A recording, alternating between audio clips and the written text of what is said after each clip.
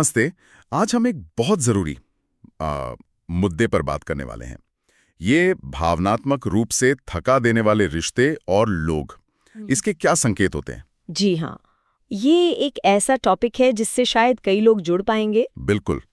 हमारे पास भावनात्मक शोषण के संकेत और बचाव नाम के एक लेख के कुछ हिस्से हैं। अच्छा। तो आज हम इसी में से जो मुख्य बातें हैं उन्हें समझने की कोशिश करेंगे।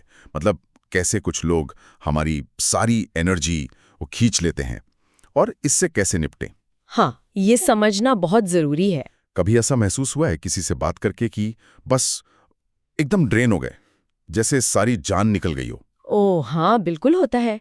ये सिर्फ शारीरिक थकावट नहीं होती, ये इमोशनल ड्रेन है। हाँ, वही भावनात्मक थकावट। तो चलिए इसी को थोड़ा खोलते हैं, समझते हैं। लेख का जो पहला इशारा है वो है लगातार नकारात्मकता, मतलब परमानेंट नेगेटिविटी। हम्म। ये वो लोग होते हैं जो हर चीज में बस प्रॉब्लम ही ढूंढते हैं। आप कोई सोल्यूशन दें, कोई हल बताएं तो उसको नजरअंदाज कर देंगे। हाँ। बिल्कुल। और इसका असर क्या होता है? धीरे धीरे ये रवैया हमारी अपनी सोच को भी मतलब नेगेटिव बना देता है। है ना? सही कहा।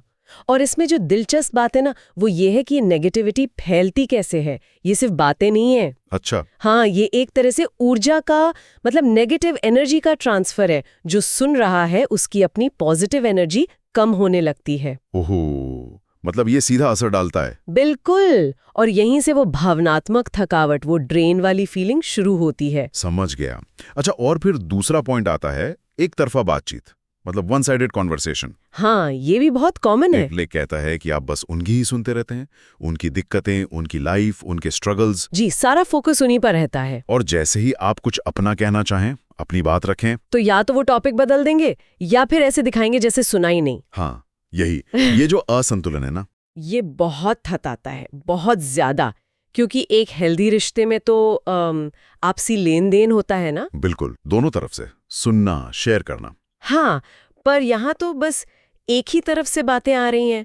देने वाला बस देता जा रहा है और मतलब खाली होता जा रहा है। हाँ, ये तो वाकई सोचने वाली बात है। ये भी एक तरह का शोषण ही हुआ भावनात्मक स्तर पर। कह सकते हैं, जहाँ एक इंसान लगातार दूसरे की भावनाओं की कीमत पर अपनी जरूरतें पूरी कर रहा है। अच्छा, इसी से जुड़ा हुआ अगला पॉइंट लगता है गिल्ट ट्रिप्स, मतलब अपराध बोध कराना। उफ, हाँ, ये बहुत इस्तेमाल होता है। लेख में है कि ऐसे लोग आपको ये महसूस कराते हैं कि शायद आप उनके लिए काफी नहीं कर रहे, या जो कुछ गलत हुआ वो आपकी वजह से हुआ। जी, या आप उन्हें पर्याप्त समय नहीं दे रहे, या आपने उनकी उम्मीद पूरी नहीं की। और ये जो अपराध बोध का बोझ है, ये अंदर ही अंदर आपको खाता रहता है।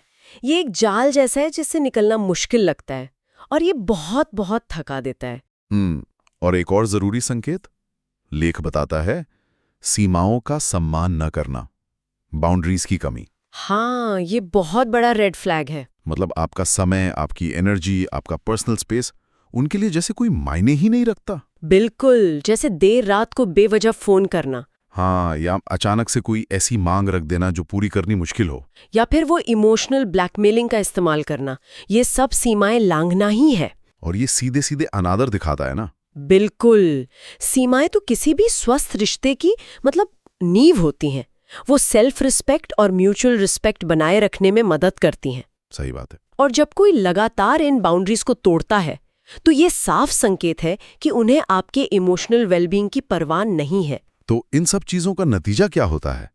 लेख के हिसाब से सबसे बड़ा और शायद सबसे साफ संकेत कि उनसे मिलने या बात करने के बाद आप बुरी तरह थक जाते हैं। हाँ, मतलब मेंटली एकदम एग्जॉस्टेड, कॉल खत्म होते ही या मिलकर घर लौटते ही मूड खराब, और ऐसा लगता है जैसे सारी एनर्जी निचोड़ ली गई हो। बिल्कुल। ये आपका शरीर और आपका मन आपको सीधा सिग्नल दे रहा है, अलार्म बजा रहा है कि कुछ गड़बड़ है। हाँ, कि भाई इस इंटरैक्शन से, इस रिश्ते से आपको ऊर्जा मिल नहीं रही बल्कि आपकी ऊर्जा जा रही है। और इसे नजरअंदाज करना मतलब खुद के साथ नाइंसाफी करना है।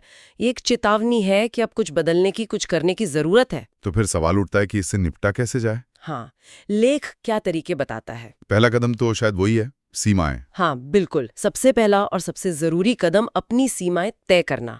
और सिर्फ तय करना नहीं, उन्हें साफ साफ बताना भी, कम्युनिकेट करना। जी। और दूसरा, अपनी भावनाओं को मानना। अगर आप थका हुआ या गुस्सा या निराश महसूस कर रहे हैं तो ये फील करना ठीक है, आपकी भावनाएं जायज हैं। खुद को वैलिडेट करना। बिल्कुल। और तीसरा, अपने मानसिक स्वास्थ्य को प्राथमिकता देना।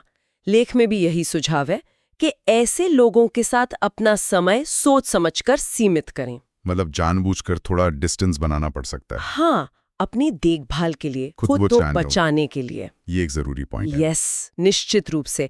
देखिए, अपने भावनात्मक ऊर्जा की रक्षा करना ये कोई सेल्फिश बात नहीं है, ये आपकी जरूरत है। सही। और ये पहचानना कि कौन या क्या आपको थका रहा है, कौन आपकी एनर्जी ड्रेन कर रहा है, ये बचाव की तरफ पहला कदम है। लेख हमें यही याद दिलाता है। बिल्कुल सही कहा।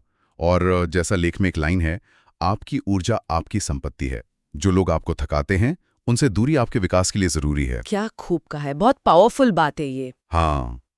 तो इस पूरी बातचीत के बाद शायद हम सबके लिए ये सोचने वाली बात है, क्या हमारी जिंदगी में कोई ऐसा रिश्ता है जहां थोड़े संतुलन की जरूरत है, या जहां शायद कुछ सीमाएं तय करने से, कुछ बाउंड्रीज बनाने से हमारा भावनात्मक स्वास्थ्य, हमारी इमोशनल हेल्थ बेहतर हो सकती है। ये सवाल खुद से पूछना जरूरी है।